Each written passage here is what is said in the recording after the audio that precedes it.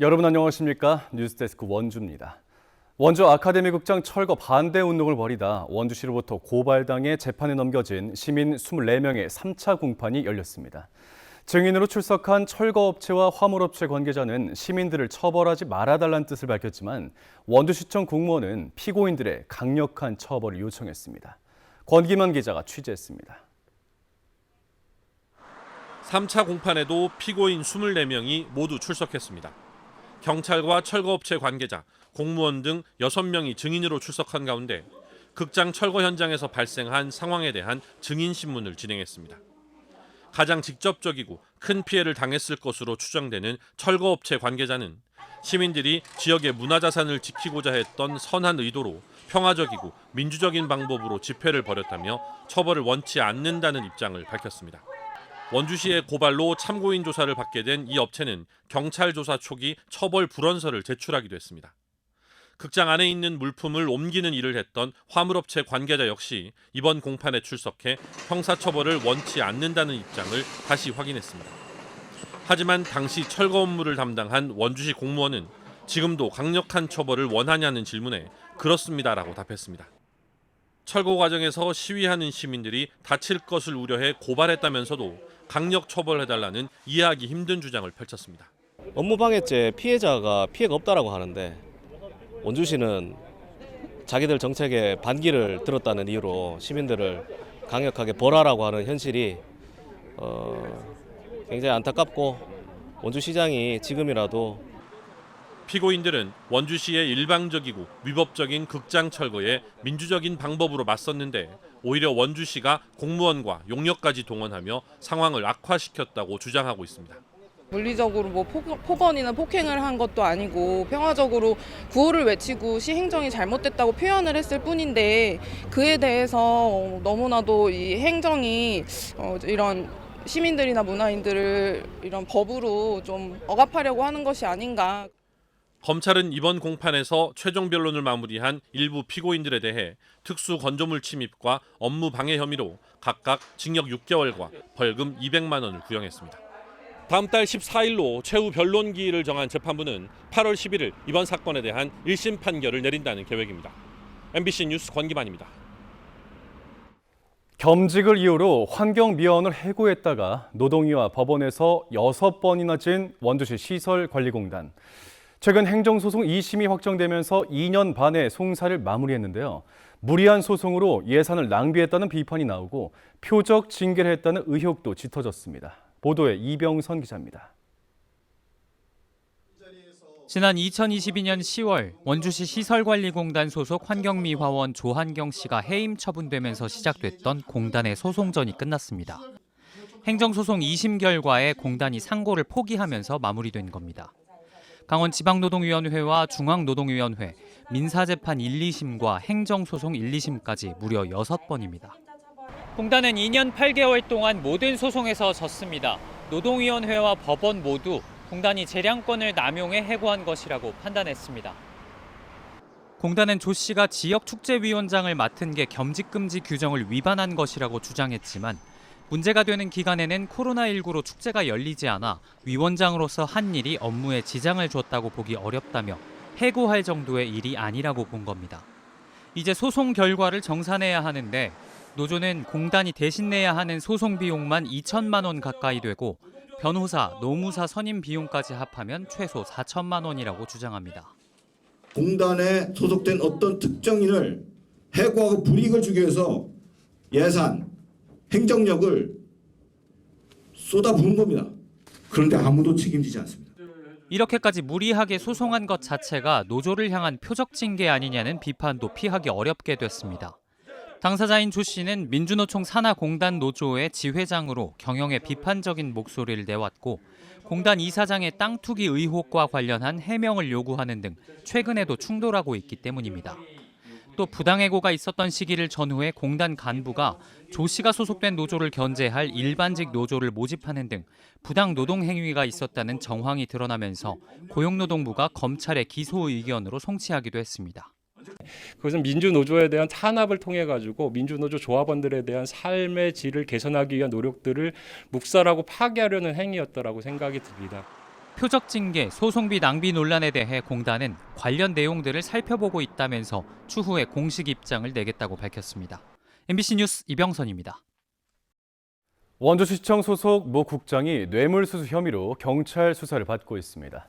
해당 국장은 지난 2023년 6월부터 지난해 11월까지 가족이 소유한 밭의 경지 관리 작업을 수차례 지역업자에게 무상으로 제공받은 혐의를 받고 있습니다.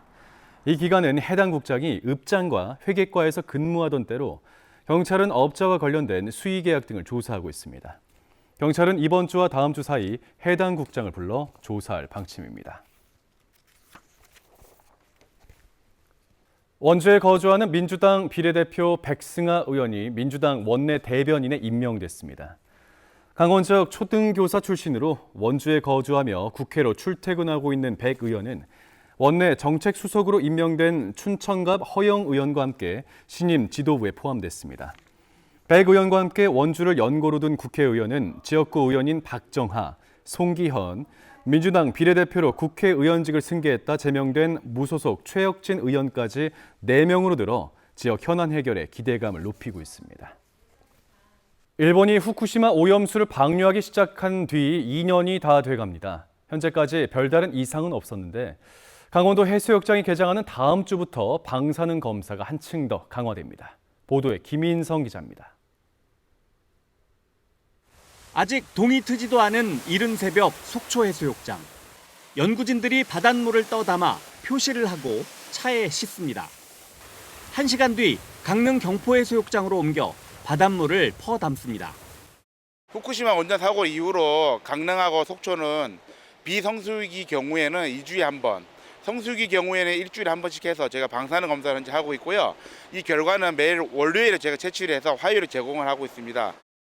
강원도가 방사능 분석 실적에서 두각을 나타내는 부산대학교 방사능분석센터에 의뢰해 매주 월요일마다 방사능 검사를 실시하고 있는 겁니다. 현재 오전 6시를 간 넘긴 시각입니다.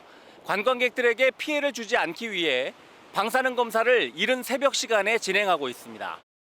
이렇게 뜬 물은 부산대학교 방사능분석센터로 가져가 정밀 검사를 한 뒤 이튿날 결과를 강원도와 해양수산부로 통보하고 국민들에게도 홈페이지를 통해 알립니다. 해수욕장뿐 아니라 수산물을 대상으로 한 방사능 검사도 계속 이어지고 있습니다. 오늘 오전 강릉 주문진항 수산물 품질관리원 공무원들이 즉석에서 다랑어와 가자미를 골라 담은 뒤 방사능 분석실로 가져와 검사합니다. 강원도 6개 연안 시군을 대상으로 방사능 검사를 집중 실시를 하고 있고요. 특히 주문진항 위판장, 속초 중앙 위판장 경우에는 수산물이 대량으로 위판되는 위판장이므로 저희가 방사능 검사를 주 1회 이상 집중 실시하고 있습니다. 올해 초까진 강원도와 수산물 품질관리원 모두 조사했지만 현재는 수산물 품질관리원이 검사를 전담해 강원도에 결과를 공유하고 있습니다. 23년 원전 오염수 방류 이후 수산물에 대한 방사능 검사를 강화하고 있으며 앞으로도 촘촘하게 방사능 안전 관리를 해나가도록 하겠습니다. 해양수산부는 속초와 경포를 비롯해 전국 20개 해수욕장에서 방사능 검사를 하고 있고 수산물 방사능 검사도 올해 현재까지 전국에서 6,934건 진행했는데 모두 이상 없었습니다. 특히 6월부터는 해수욕장 방사능 검사 횟수를 늘리고 수산물 방사능 검사도 지속적으로 강화해 나갈 계획입니다. MBC 뉴스 김인성입니다. 신경호 강원교육감이 오늘 도교육청에서 열린 기자간담회에서 내년 지방선거에서 재선에 도전할 뜻을 공식적으로 밝혔습니다.